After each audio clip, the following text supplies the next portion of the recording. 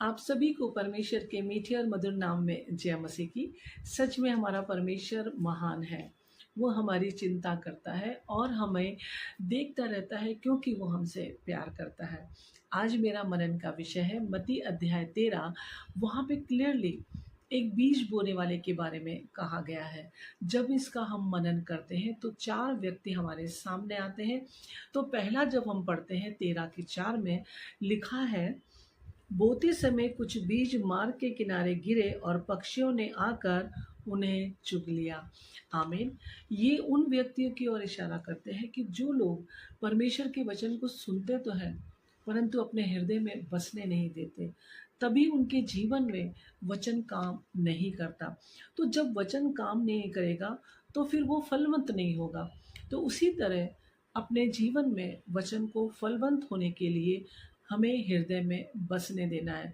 उससे आत्मिक तौर से हमें समझना है कि वचन हमें क्या बता रहा है, किसकी ओर हमें लेके जाता है। तो हमें ध्यान रखना है और वचन का जो है मनन करना है। आमीन। दूसरा वचन हमें ये सिखाता है जो लिखा है 13 के 5 में, कुछ बीज पथरीली भूमि पर गिरे जहां उन्हें बहुत मिट्टी न मिली और गहरी मिट्टी न मिलने के कारण वे जल्दी उग गए। आमीन। सच में परमेश्वर हमें क्लियरली आज बता रहे हैं कि ये वचन जो कहता है, जो लोग वचन को सुनते हैं परंतु उस पर ध्यान नहीं देते, अपनी ज़िंदगी में व्यस्त रहते हैं और अपने कामों को करने के लिए वो इतने तैयार रहते हैं कि परमेश्वर के वचन की ओर ध्यान ही नहीं देते।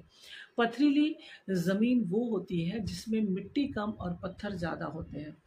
तो उसमें अगर थोड़ी मिट्टी से भी बीज उग भी जाएगा तो सूरज की गर्मी की वजह से वो जल जाता है।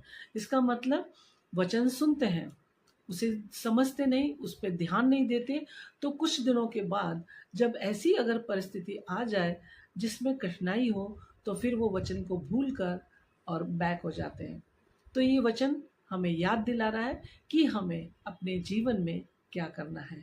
आमीन।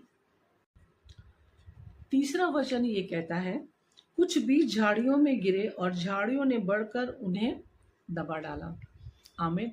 परमेश्वर का वचन क्लियर ही कह रहा है कि हम क्या कर रहे हैं।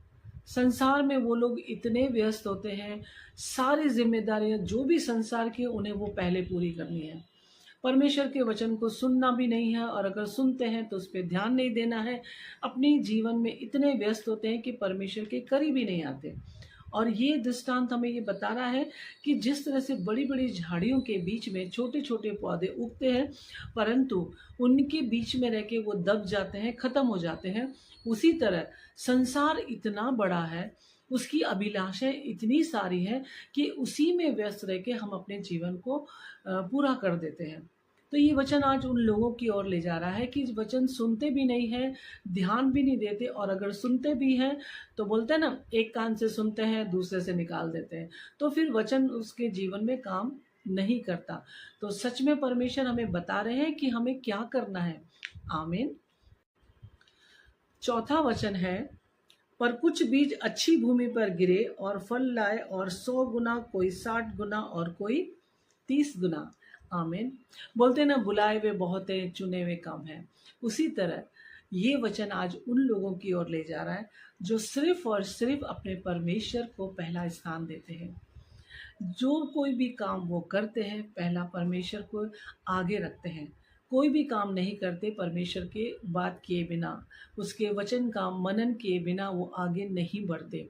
ध्यान करते हैं, उसकी गहराई में जाते हैं, उसके प्रेम की सच्चाई को जानते हैं और वचनों की खोज में जब वो रहते हैं तो बहुत सारा ज्ञान पवित्र आत्मा उन्हें देता है, जो कि कोई 100 गुना, कोई 30 गुना, कोई 60 गुना फलवंत लाता है।